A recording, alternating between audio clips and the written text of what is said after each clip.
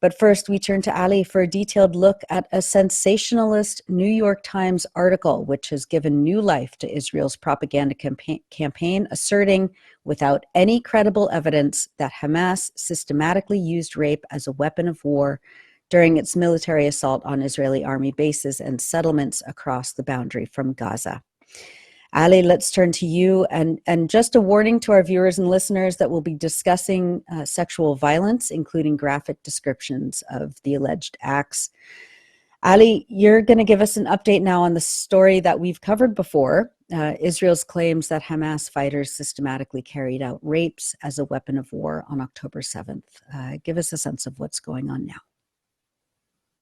Yes, thanks, Nora. As you'll remember, we examined these claims in detail during our live stream on December 4th, and then we cut that into a separate video that has been viewed almost 200,000 times on YouTube.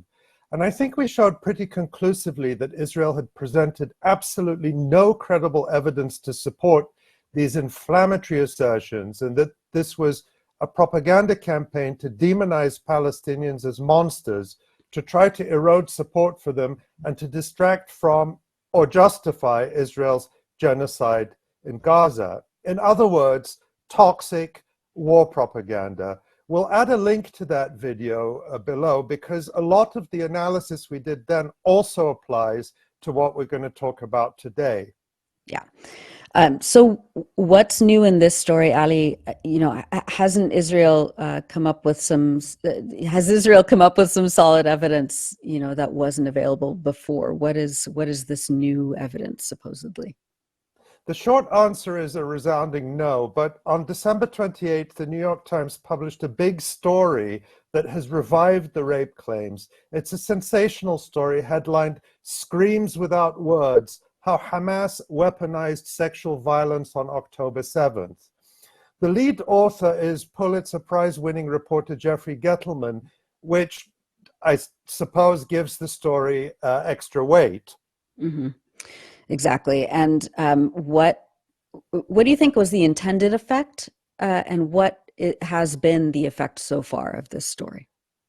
Well, I can tell you personally, I've had a couple of people say to me, Ali, I watched your video from a few weeks ago, but surely now, after this big New York Times investigation, you must acknowledge that the evidence is mounting that there was systematic sexual violence perpetrated by Hamas on October 7th. Right. And do you agree with that? Does this New York Times piece really change the picture?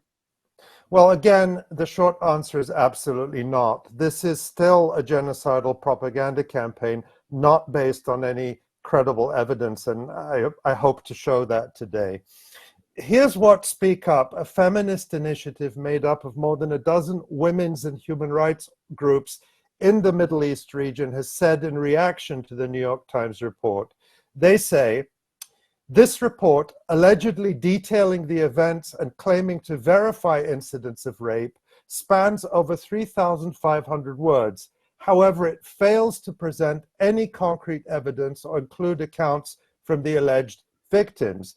They also say, and I quote, "As Middle East and North Africa human rights organizations and feminist groups dedicated to supporting victims of gender-based violence and striving to eradicate sexual violence in all its forms, we recognize the possibility of sexual violence occurring in times of war and conflict. Despite this, we find the New York Times report profoundly disturbing for its lack of credible arguments, evidence, and failure to engage with any of the alleged victims. We vehemently oppose the exploitation of women's bodies and experiences in perpetuating misleading propaganda." I think that's a pretty fair assessment. Yeah. So, okay, take us through some of what's in the New York Times article and why you and many others, including Speak Up, have concluded that it doesn't contain, any new or credible evidence. Okay, so let's begin at the beginning. And again, I just want to warn people that I'm going to be reading very graphic descriptions of alleged acts of sexual violence contained in the New York Times and other sources. So please do be aware of that. The New York Times opens its story with these very emotive sentences, which I'll read. At first, she was known simply as the woman in the black dress. In a grainy video, you can see her lying on her back, dress torn, legs spread, vagina exposed. Her face is burned beyond recognition and her right hand covers her eyes. The video was shot in the early hours of October 8 by a woman searching for a missing friend at the site of the rave in southern Israel, where the day before, Hamas terrorists massacred hundreds of young Israelis. The video went viral with thousands of people responding, desperate to know if the woman in the black dress was their missing friend, sister, or daughter. One family knew exactly who she was. Gal Abdush, mother of two from a working-class town in central Israel, who disappeared from the rave that night with her husband. And then the New York Times goes on to imply that Gal Abdush was raped. The Times states, and I quote, "Based largely on the video evidence, which was verified by the New York Times, Israeli police officials said they believed that Miss Abdush was raped." End quote. Now, there's a lot going on here. First, the Times says that they verified the video. What does that mean? It means only that the video is really of Gal Abdush, but absolutely nowhere does the New York Times claim that the video shows Abdush being raped.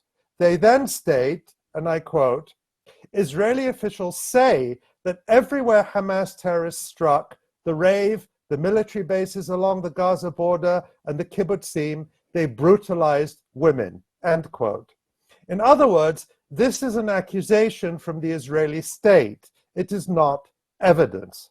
And then directly after this, the New York Times claims that Gal Abdush has, quote, "become a symbol of the horrors visited upon Israeli women and girls during the October 7 attacks." So that's the setup from the New York Times. Here is this poor woman who was raped, and she's just one of countless women and girls who suffered the same horrible fate. But already, even this thin innuendo about Gal Abdush is falling apart. How is it falling apart? Well, on January 2nd, Gal Abdush's sister, Miral Alter, came out and denied and denounced the New York Times' insinuations that Gal was raped on October 7th. Alter responded to a post on Instagram by Israeli propagandist Joseph Haddad, who was playing up the New York Times report claiming that there were mass rapes. Here's some excerpts of what Miral Alter wrote in her rather long comment, which we have translated from Hebrew. She starts by saying, "So, the lady in the black dress is my sister. I really don't understand all the media reports about this story. Why do I say this? Because there were so many horrible stories, even more horrible. So why especially her story? It's all because of one video that was distributed without the family's knowledge, without permission." And then Miral Alter says, and I quote, "Yes, they raped. Yes, they slaughtered, cut off heads and body parts. But in the case of my sister, no. Why not? At 6:51, Gal sends us a message to the WhatsApp group. We are on the border. You don't understand what's going on. Such explosions. We are out of here. At 7 o'clock, my brother-in-law calls his brother and says they shot Gal. She is gurgling. So how in 4 minutes did they rape, slaughter, and burn her?" End quote. So note here that Miral Alter is repeating the widespread claims that there were rapes and torture, which she, like all Israelis, has been fed by the government and media. But she specifically and categorically denies that the family believes this happened to her sister Gal Abdush. And she points out that from their perspective, this story is totally implausible. Miral Alter also states, quote, "There is no medical evidence or test proving she, Gal, was raped." Um, I mean, putting journalist malpractice aside, why didn't she say this to New York Times reporters? Why do you think that the reporters have went with this as their kind of focus of the story? And why do you think Miral Alter is saying this now? Well, that's the amazing thing. According to Miral Alter, the family never even knew that the New York Times was writing about the alleged rape campaign or was going to allege that Gal Abdush was raped. She indicates that the family was manipulated by the New York Times. And she says, quote, "Note, the New York Times came to us saying they wanted to write an article memorializing Gal and Naji, and that's it. That's why we consented. We would never agree." Naji was Gal Abdush's husband, who was also killed that day. And finally, Miral Alter addresses Joseph Haddad, the pro-Israel social media influencer who made the Instagram post promoting the New York Times story, and it's to his post she was responding. Alter says, "Joseph, you do great work. If only there were more like you. Please, there is no proof there was rape. It's only based on the video, and if there is any other proof, of course, we would want to know." Ali, can we be sure that this comment is authentic and that it is really from Gal Abdush's sister? I'm very confident we can, yes. Miral Alter, the author of the comment in question, has locked her Instagram account. However, there is an unlocked Facebook account with the same name, Miral Alter, but in Hebrew, and that account has the same avatar as the Instagram account, which is a map of the country and the Israeli flag. And scrolling through Alter's Facebook feed reveals she is, in fact, Gal Abdush's sister. For example, on October 7th, she pleads for help to find Gal and Gal's husband, Naji. On October 16th, she posted Gal's death notice and calls Gal my sister. And then on October 23rd, she posted a video of the funeral of Gal and Naji. Incidentally, Miral Alter's Facebook page reveals that her politics are very far right in Israeli terms. This is not someone who sympathizes with Palestinians in any way. I just want to also acknowledge here the assistance of investigative journalist David Sheen with translation and verification. Thank you, David. Yeah, thanks, David. Okay, so this is a pretty whole-scale, discrediting of the New York Times story. We could stop right here and just, for once and for all, be done with it. But I'm assuming you have more. Well, there's a lot more. But rather than go through the New York Times story line by line, I want to cover a couple of key themes which help us understand this sophisticated piece of war propaganda and how it's constructed. Yeah. And I think will also be tools for people to start to deconstruct other pieces of war propaganda. So the questions I ask in analyzing this are, what are the accusations? Who are the supposed witnesses? What is the alleged evidence? And who are the alleged victims? Great. Okay, so let's start. What are the accusations? The thing I want people to remember is that from the start, Israel has not been alleging that there might have been one or two incidents of sexual assault on October 7th, but that this was a systematic practice on a vast scale. Here's what the New York Times claims. A 2-month investigation by the Times uncovered painful new details establishing that the attacks against women were not isolated events, but part of a broader pattern of gender-based violence on October 7th.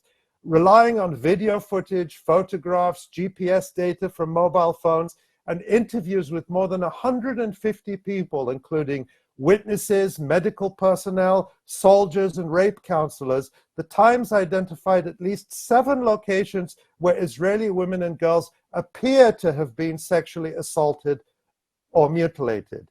End quote. A couple of things to note here. First, they claim there was a broad pattern or broader pattern. And then they suggest there's lots of evidence, including video footage. It all looks very solid to the casual reader, doesn't it? Right. But you would think from their big, bold claims that there would be tons of evidence. However, as we'll see, there isn't. The New York Times does not claim, and nor has anyone else claimed, that there is a single video out of the tens of thousands filmed on October 7th in which a sexual assault can be seen taking place. That is a really inexplicable absence if this was indeed a deliberate and broad campaign of sexual violence, as Israel and the New York Times allege. The evidence should simply be everywhere. Yeah. Okay, so what about the witnesses? The New York Times says that they interviewed dozens of people, and it's the New York Times, a credible outlet. Surely, that should amount for something. Right. They say more than 150 people, including witnesses, medical personnel, soldiers, and rape counselors. Let's start with the supposed eyewitnesses. The Times states, and I quote, Sapir, a 24-year-old accountant, has become one of the Israeli police's key witnesses. She does not want to be fully identified, saying she would be hounded for the rest of her life if her last name were revealed. End quote. Sapir spoke to the New York Times, and she claims to have seen heavily armed gunmen rape and kill at least 5 women. Sapir said she herself had been shot and was feeling faint and lying in the bushes when she saw what happened. Again, a warning that this is very graphic. Here's how the Times describes Sapir's claim, and I'm quoting. The first victim said she saw a young woman with copper color hair. Let me start that again. The first victim she said she saw was a young woman with copper-colored hair, blood running down her back, pants pushed down to her knees. One man pulled her by the hair and made her bend over. Another penetrated her, Sapir said, and every time she flinched, he plunged a knife into her back. She said she then watched another woman shredded into pieces. While one terrorist raped her, she said another pulled out a box cutter and sliced off her breast. One continues to rape her, and the other throws her breast to someone else, and they play with it, throw it, and it falls on the road, Sapir said. She said the men sliced her face, and then the woman fell out of view. Around the same time, she said, she saw 3 other women raped, and terrorists carrying the severed heads of 3 more women, end quote. Now, that, of course, sounds pretty horrifying and dramatic. The first thing to say here is that this is not a new supposed eyewitness. This is the same person whose testimony Israeli police presented at a press conference back in November and who we discussed in our December 4th video as well. As we pointed out then, most of the other Western media that previously reported her account, and that includes CNN and the Washington Post, failed to mention her claim that Hamas men were dancing around with severed heads. And that's because this outlandish claim that has never been corroborated totally discredits her as a witness. As reported by Hebrew language media in mid-November, this same witness had previously claimed, quote, I saw one of them carrying a naked girl on his shoulder while the others were raising decapitated heads like in a kind of demonstration of power, end quote. Now, the New York Times, as I read, does make a passing mention of Sapir, claiming that she, quote, saw terrorists carrying the severed heads of 3 more women. But the Times does not follow up on this extraordinary claim in any way, nor do they quote any Israeli official source claiming that multiple severed heads or headless bodies were located at this specific site. Speak Up, the coalition of women's and human rights groups that I mentioned earlier, notes that the horrific acts that Sapir describes would, quote, typically leave substantial physical evidence, yet the narrative does not mention any supporting forensic or physical proof to validate these events, not even the bodies. Speak Up also notes that Israeli police chose not to collect any forensic evidence from this and other locations, which would have been very feasible given the bloody scenarios described, in order to fact-check and confirm the testimony of the alleged eyewitnesses. And they also observe in relation to Sapir's claims that her testimony comes from an individual who describes being shot and feeling faint, which could impair their ability to perceive and recall events accurately. They say physical trauma or distress can significantly affect memory and perception. Yet this individual provides a detailed, fiction-like account that appears to have undergone no fact-checking and is suspiciously identical to wartime atrocity propaganda. Yeah. And according to the New York Times, Sapir wasn't the only witness to this key incident. Is that right? That's right. The New York Times names another alleged eyewitness to this same incident called Ura Carroll, and it describes him as a 22-year-old security consultant. He was hiding in the same location as Sapir. But this Mm. same witness, and again, he's the only other alleged eyewitness to this incident, appears to have changed his story. Here's what the New York Times says, quote, in an interview, Mr. Carroll said he barely lifted his head to look at the road, but he also described seeing a woman raped and killed, end quote. Now, the first thing to note here is that he claims he barely lifted his head, and yet he somehow saw all this going on. He also doesn't say anything about Hamas men prancing around with a bunch of severed heads, something I suspect would be very hard to miss if it actually happened. But what he's telling the New York Times is completely different to what he was previously reported as saying. Here's how the Israeli newspaper Haaretz reported his account on November 8th about the horrifying rape, murder, and dancing around with severed heads that Sapir claims to have seen. And I quote now from Haaretz, and this was back in November. Another witness who has recounted the incident to police was a man who was hiding behind the eyewitness and didn't see the rape. He said she told him at the time what she saw. End quote. So this second eyewitness, now being cited by the New York Times, said way back in early November that he did not see the rape, but only that Sapir told him about it. And yet now he's repeating it to the New York Times as if he saw it himself. So apparently the New York Times did not even take the basic journalistic step of checking whether the claims of this supposed eyewitness have remained consistent over time. Yeah. What about any other reports on any other eyewitness accounts in this New York Times story? Yeah, the New York Times claims there was one other incident of rape in a different location and that there were two eyewitnesses for that incident.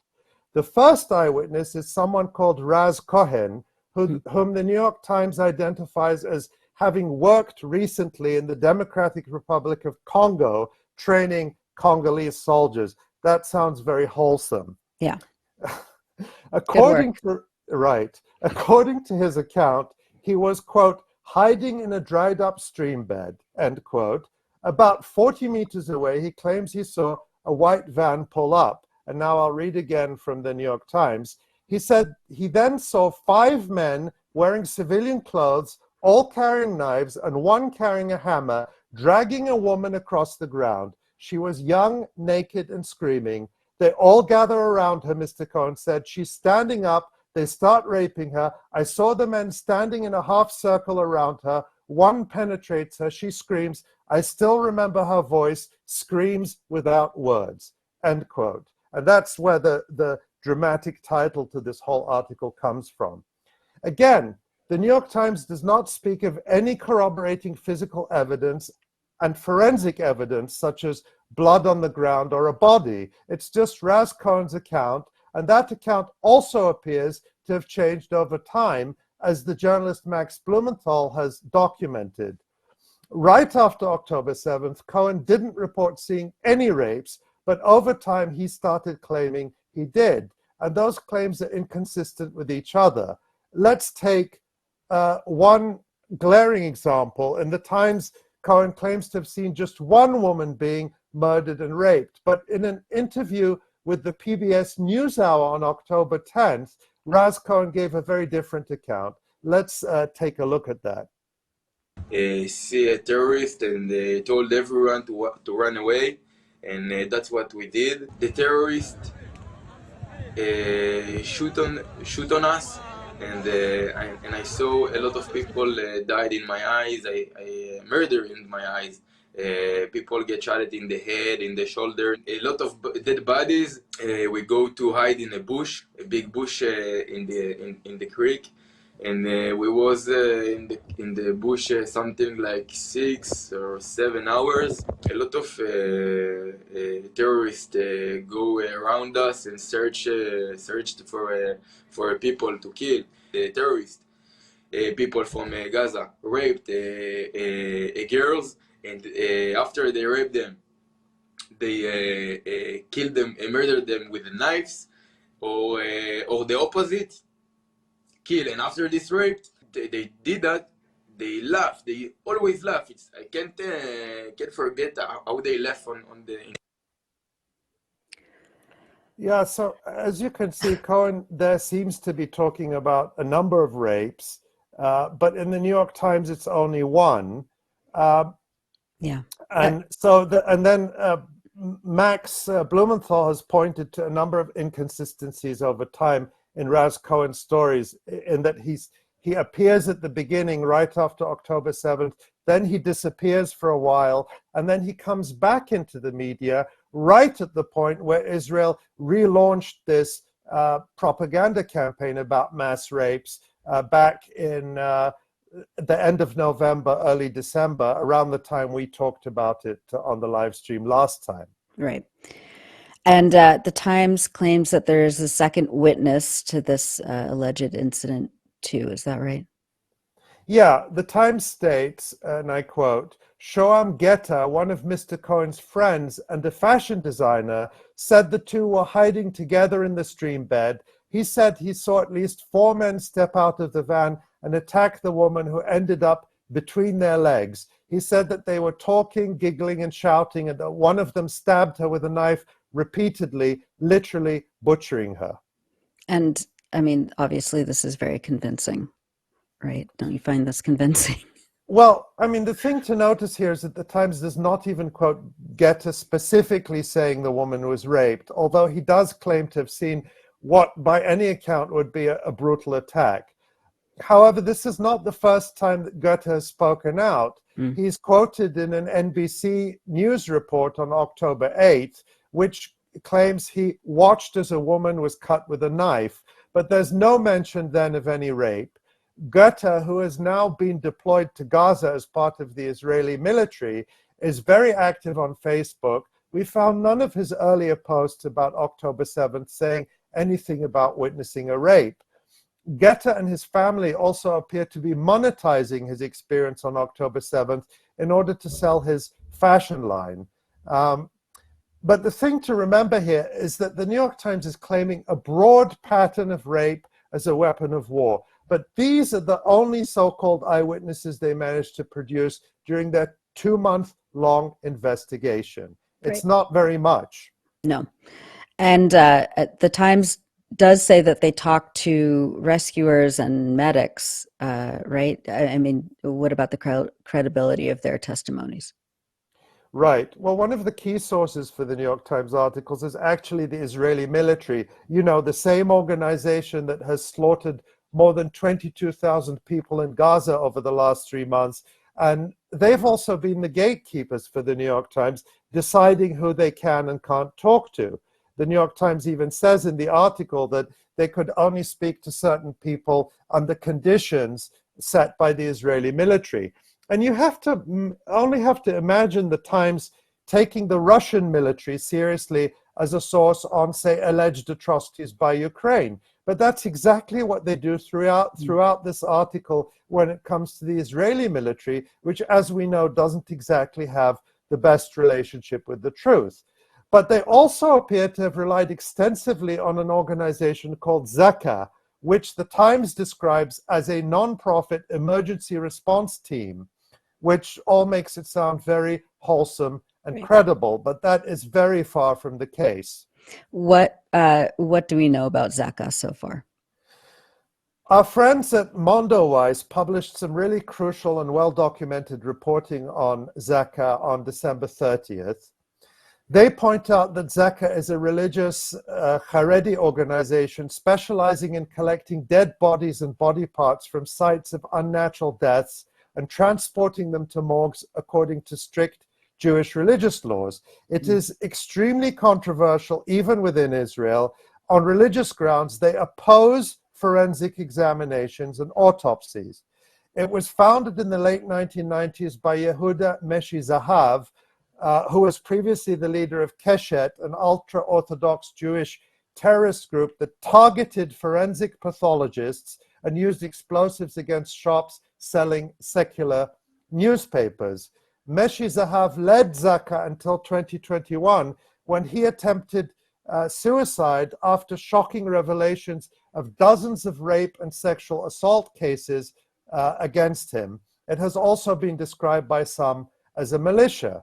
Now, Zaka members have been widely quoted in press reports about October 7th, including this New York Times piece. The Mondoweiss article points out that the testimonies provided by Zaka's members, all men, most of whom are volunteers, on sexual violence on October 7th, are based on their interpretation of what they claim to have seen on bodies they collected after the attack. Not only do these men lack the professional qualifications to make such assessments, they are not medical experts, but their testimonies also lack details. No age, no location, and no time. Details and/or evidence have not been given to journalists who have asked to see them while reporting on these testimonies. This means that it is impossible to either confirm or debunk them. That's from Mondoweiss. Mondoweiss also points out that many of the accounts have been contradictory and inconsistent. Even worse, many of the accounts given by Zaka members since October 7th have proven to be outright fabrications. This includes many of the sensational claims that Hamas fighters tied civilians together and burned them, including children. And on a previous live stream, of course, we debunked that in the case of the claims at Kibbutz Be'eri. It also included the false story of the belly of a pregnant woman being sliced open and the fetus being torn out, a really horrible claim. An investigation by Haaretz, the Israeli newspaper, on December 4th tied many of these fabrications directly back to Zaka. For example, here is Yossi Landau, a leader of Zaka, claiming that he saw that body of the pregnant woman who had the fetus cut out of her. Let's look at that. It did, but I can tell you, I witnessed myself when I got into the house and I saw that lady on the floor in blood, and I turned her over. I saw her stomach is wide open, ripped open, and a baby, an unborn baby, is there stabbed, and she had a gunshot in the back of her head. And as you can hear right there, yeah, he's saying he saw it with his own eyes. Now, Haaretz says that this exact same story was repeated to them by a member of Zaka who they don't name. It may have been Yossi Landau.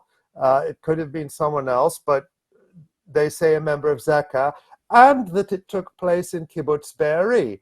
And here's what Haaretz concludes, and I quote. They got a comment from the kibbutz about this, about the many allegations that were made, and here's what they say, again, quoting from Haaretz.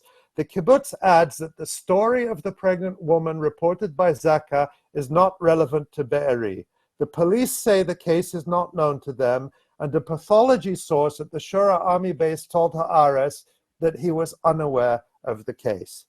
And since then, that was on December 4th, that Haaretz article, nothing has come to light. This was a fabrication. And on October 11th, CBS News reported the following, and I quote, Yossi Landau, the head of operations for the southern region of Zaka, Israel's volunteer civilian emergency response organization, told CBS News he saw with his own eyes children and babies who had been beheaded, end quote. As we all know now, the beheaded babies story, which was also repeated by President Joe Biden, is totally fake, a fabrication. And in their response to Haaretz, Zaka said the following, and I quote, the volunteers are not pathology experts and do not have the professional tools to identify a murdered person and his age or declare how he was murdered, end quote. And yet, Nora, the New York Times relies on Zaka and the claims of its volunteers, including specifically Yossi Landau, who you just saw lying on that video clip, to interpret that women and girls allegedly found dead were also actually raped. This would be really laughable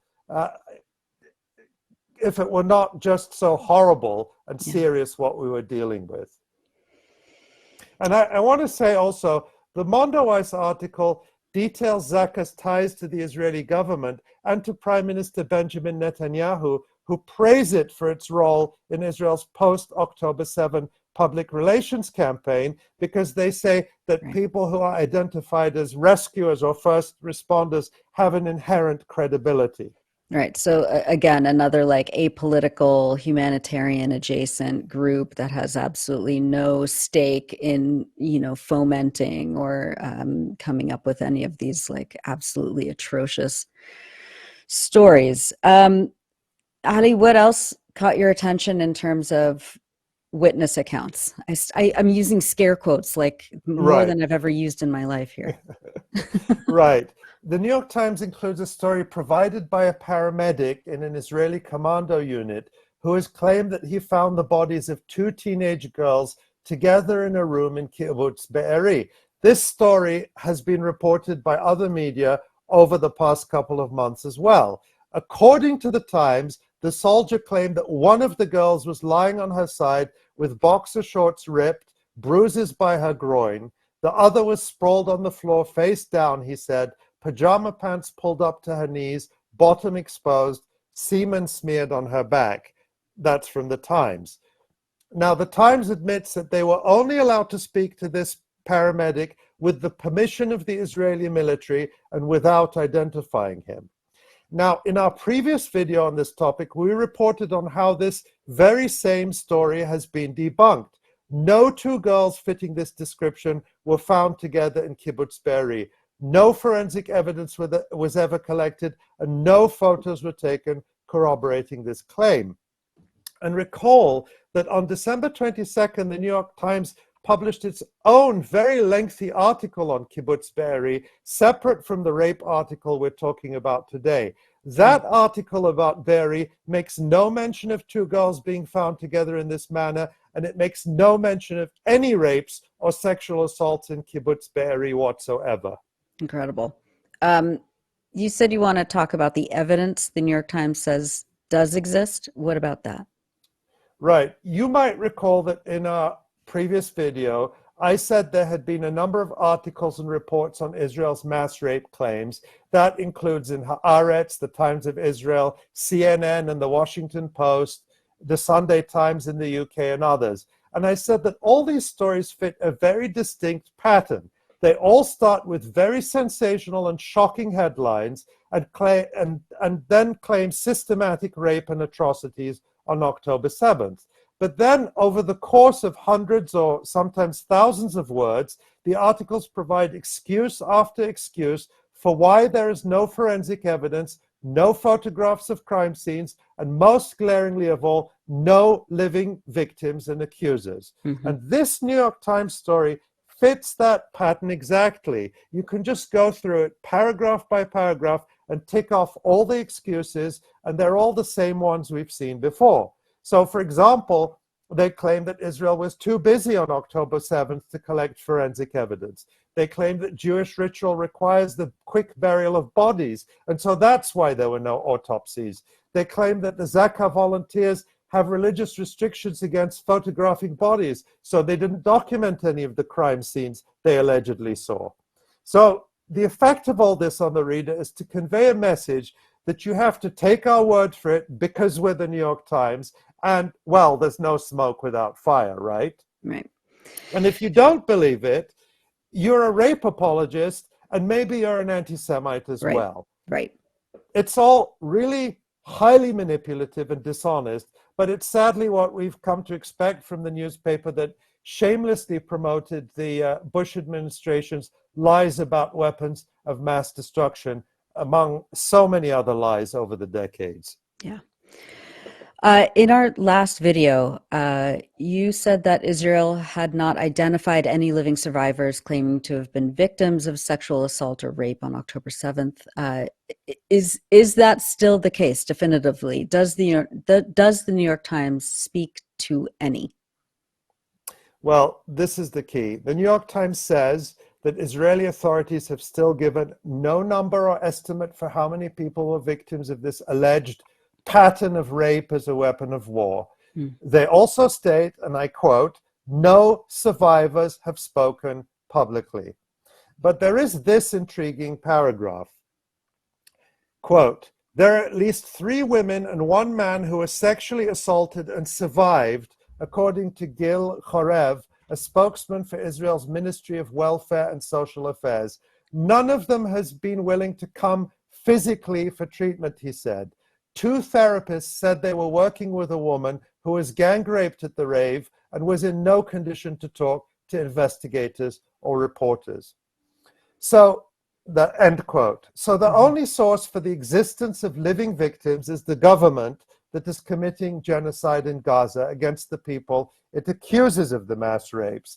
And it says none of them have been willing to come forward physically, which raises doubts as to whether they even exist. I mean, nobody is saying, even that government person, that anyone has laid eyes on them. Yeah. And while it claims that there was a woman who was gang raped at the rave, the New York Times does not say when this happened or even say that it was done by Hamas or any other Palestinians. These omissions suggest that if this woman exists, she might well have been assaulted prior to the Hamas offensive by other people attending the rave. But remember, the Israelis keep telling us that A, this was a broad pattern, a campaign of rape as a weapon of war, and B, that we have to believe women. Well, so far, there is still no women to believe because, as the New York Times admits, no one has come forward. They even have this extraordinary quote from the director of the Association of Rape Crisis Centers in Israel, a woman called Orit Soltsianu, and she says, many people are looking for the golden evidence of a woman who will testify about what happened to her. But don't look for that. Don't put this pressure on this woman, Soltsianu said. She then claims the corpses tell the story.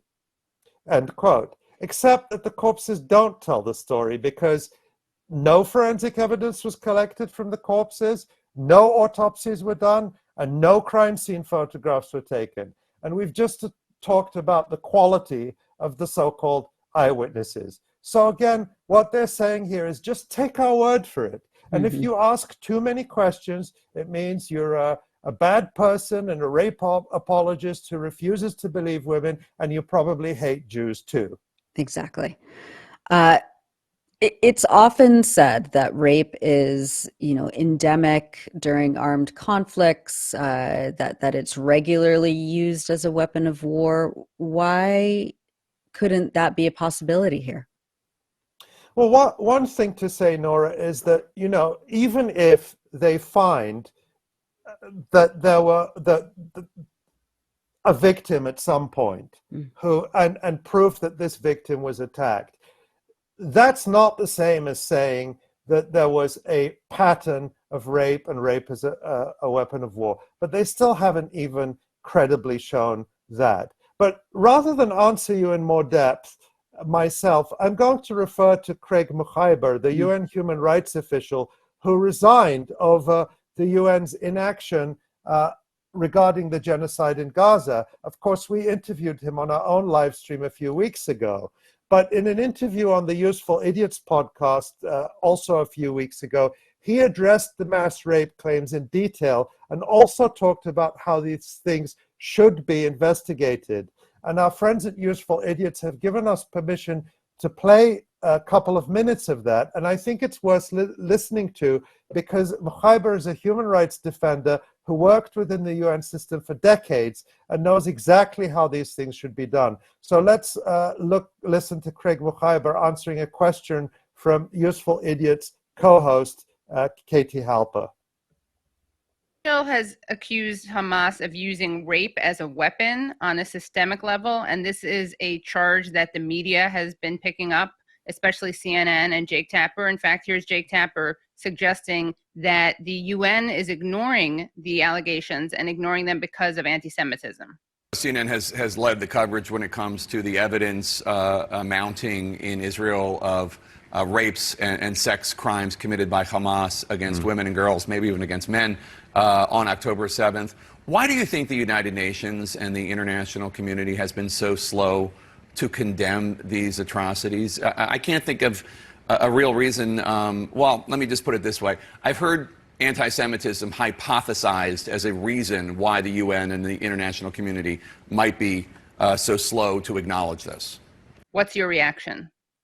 Yeah, well, I mean, if you ask me as somebody who's worked in conflict zones and everything for a very long time, I would say that it's entirely possible that some sexual violence occurred on October 7th. And if it did, that's a horrific war crime, and any perpetrators have to be held accountable under the rule of law. Not held accountable by attacking civilian populations or carrying out torture or abusing fighters or anything like that. But if it did, it wouldn't surprise me, because it always happens. It's a common feature of every armed conflict I've ever seen. And indeed, we know Palestinians have been subjected to sexual violence at the hands of the Israelis, starting with the Nakba in 1947 and 48, and then throughout all of the decades since, and continuing up until today, with reported sexual violence being reported by Palestinian prisoners who've just been released in the prisoner exchange. So we know that that is still going on. So it's entirely possible that someone committed sexual violence on October 7th. It's also possible that there wasn't sexual violence on October 7th, because even though it's a constant feature of all situations of armed conflict, October 7th was just a matter of hours, right? It didn't go on for weeks or days. That would allow a lot of opportunities for abuses by soldiers that are so typical of every conflict. So that's possible as well. The truth is, at this stage, we don't know. And what people are being asked to do is to accept as fact allegations being made by the government of Israel. Remember, this is not victims coming forward. By the government of Israel, which has engaged in serial fabrication of atrocity claims. So what the international community has said, and I agree with, is we need an independent international investigation. This is a serious charge. And if any woman or man was subjected to sexual violence, they have a right to have justice for that. And that means you need an independent international investigation to find out what happened, what didn't happen, right? By the way, that's another reason why you need a ceasefire, because you need to carry out these kinds of investigations. But Israel has refused an international investigation. It's even refused to cooperate with the standing International Commission of Inquiry that is offered to do this. So you can't, on the one hand, say these things have happened and then not allow an investigation to discuss using internationally proven methodologies on how to deal with these things, on whether they have happened. So far, we haven't seen any evidence of one representation that's coming out of the Israeli government is a charge of a campaign of systematic sexual violence, a widespread campaign of, anything is possible, but we haven't seen even a hint of evidence that there was a campaign of systematic sexual violence on October 7th. Doesn't mean there was no sexual violence. And again, I will repeat, so people who are cutting out my comments to attack me as a rape denier, that any acts of sexual violence should be held accountable under the rule of law. But they haven't allowed an international investigation.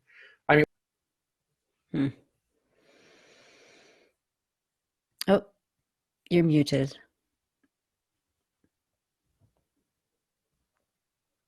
Sorry about that. It's okay. I just wanted to say, I think that's a very reasonable and measured view from Craig Mukhaiber. But instead of inviting and assisting an international investigation, Israel is engaging in an international propaganda campaign with the complicity of major media, including and especially the New York Times. And I also want to point out that while, as Craig Mukhaiber says, sexual violence is one characteristic of many armed conflicts, so is propaganda. Mm-hmm. Many viewers will recall, for example, that back in 2011, the US State Department under Secretary of State Hillary Clinton claimed that Libyan forces under the command of Colonel Gaddafi were being given Viagra and told to carry out rape on a mass scale. This atrocity story was deployed deliberately to convince Americans of the urgent need for US and NATO military intervention to help overthrow Gaddafi. And we all remember seeing the video of Hillary Clinton laughing maniacally after Gaddafi was murdered and brutally put on display. Later, however, US intelligence officials admitted that there was no evidence for the Viagra and mass rape claims. Representatives of Amnesty International and Human Rights Watch and UN investigators also said that their organizations were unable to find evidence supporting the claims. But guess who Israel trotted out a couple of weeks ago to market its accusations of mass rape against Hamas? Let's take a look at that. Well know, many women and girls were attacked brutally by Hamas on October 7th, and they have testified to the gender-based violence that they both experienced and witnessed. As a global community, we must respond to weaponized sexual violence wherever it happens with absolute condemnation. There can be no justifications and no excuses. Ugh. Sorry. Right. No, I think that's a gut reaction. Yeah. So as we now know, Hillary Clinton is telling another one of her lies when she claims that many women and girls in Israel have, quote, testified to the gender-based violence that they both experienced and witnessed. Mm-hmm. As the Times admits, not a single survivor has come forward and spoken and claimed that they experienced this kind of violence. Right. So, what is the takeaway from all of this? I mean, the bottom line here is that Israel is committing genocide in Gaza and is desperate to distract attention from that, as well as to justify its crimes. With public opinion, especially progressive and liberal opinion, turning against it, Israel desperately needs to try to shore up support. And they think this is the perfect narrative to win over progressives and to divide the support base for Palestinian rights. Yeah. The power of the rape claims is that people are reluctant to question them. And that's exactly why we need to be the ones here who go through the claims and the so-called evidence with a fine-tooth comb. Really, what they rely on is classic racist and Orientalist notions of Palestinians and Arab men as demonic savages who have a predilection for such horrible crimes. Right. And recall that this idea of colonized people as dangerous brutes who attack and rape white and settler women is a very old one. As the Jim Crow Museum observes, the long-standing brute character portrays black men as innately savage, animalistic, destructive, and criminal, deserving punishment and even death. The terrible crime most often mentioned in connection with the black brute was rape, specifically the rape of a white woman. That's from the museum. And they add, at the beginning of the 20th century, much of the virulent anti-black propaganda that found its way into scientific journals, local newspapers, and best-selling novels focused on the stereotype of the black racist. And I think, Nora, this is really just another version of that. Right. Oh, thanks for all of that, Ali. I mean, it just, there's also what's happening now that, there's a video of an interview with Mia Shem, who was one of the captives taken by Palestinian resistance and then released when there was that very short period of a truce, who said that basically she said, God, she was saying something like there was the guard that was watching over her basically raped her with his eyes, and that this was her Holocaust. She also describes the evilness of the children that she met who wouldn't share their candy with her, just but basically crying, saying that she was almost basically raped, but without being raped. without being raped. Yeah, So, yeah, let's just be clear about that. yeah, At no point does she claim that anyone laid a finger on her in that sense. right, And that's the case too. I didn't want to. You could have 1,000 women who come out of Gaza or come out of any situation and say nobody touched me.